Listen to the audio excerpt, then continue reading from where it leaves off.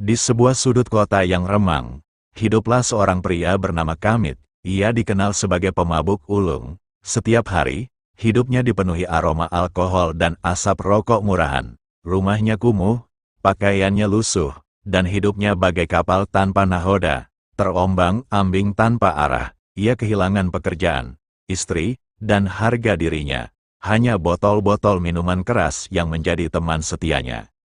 Suatu malam, di tengah mabuk beratnya, Kamit tersungkur di jalanan yang basah kuyup oleh hujan. Petir menyambar pohon di dekatnya yang membuatnya sangat ketakutan. Ia merasa tubuhnya sangat lemah, jiwanya hampa, dan hatinya dipenuhi penyesalan. Di tengah keputusasaannya, ia mendengar suara azan dari masjid dekat tempatnya jatuh. Suara itu menusuk kalbunya, seakan-akan memanggilnya untuk kembali ke jalan yang benar. Dengan susah payah, ia merangkak ke masjid. Di dalam masjid yang sunyi, ia menangis terseduh-seduh, memohon ampun kepada Tuhan. Ia berjanji untuk meninggalkan minuman keras dan memulai hidup baru. Sejak saat itu, Kamit berubah. Ia berhenti minum alkohol. Ia membersihkan diri dan rumahnya. Ia mencari pekerjaan sebagai buruh kasar. Uang yang ia peroleh sebagian besar ia gunakan untuk membeli Al-Quran.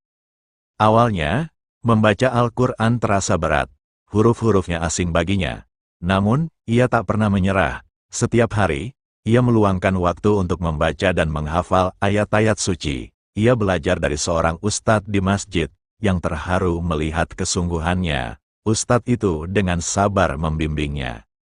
Hari demi hari, bulan demi bulan berlalu, Kamit semakin tekun mengaji. Hafalannya semakin banyak, ia tak hanya menghafal, tetapi juga memahami makna dari setiap ayat yang dibacanya, sehingga ia selalu menangis saat membaca Al-Quran. Hidupnya yang dulu gelap gulita, kini dipenuhi cahaya iman. Ia menemukan kedamaian dan ketenangan yang tak pernah ia rasakan sebelumnya.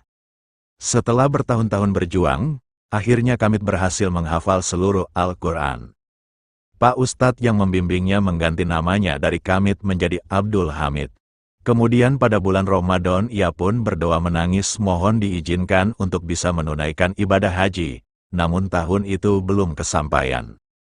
Baru tahun berikutnya akhirnya beliau menyempurnakan Islamnya dengan menunaikan ibadah haji. Kisahnya menjadi inspirasi bagi banyak orang. Ia tak hanya menjadi penghafal Al-Quran, tetapi juga menjadi teladan bagi mereka yang pernah tersesat dalam lembah dosa. Ia membuktikan bahwa taubat itu selalu ada jalannya, dan Allah Subhanahu wa Ta'ala selalu membuka pintu ampunan bagi hambanya yang bertaubat dengan tulus. Kisah Pak Hamid menjadi bukti nyata bahwa perubahan itu selalu mungkin, selama ada kemauan dan pertolongan dari Allah Subhanahu wa Ta'ala. Semoga kisah ini dapat menginspirasi siapa saja yang belum mendapatkan hidayah. Amin ya Robbal Alamin.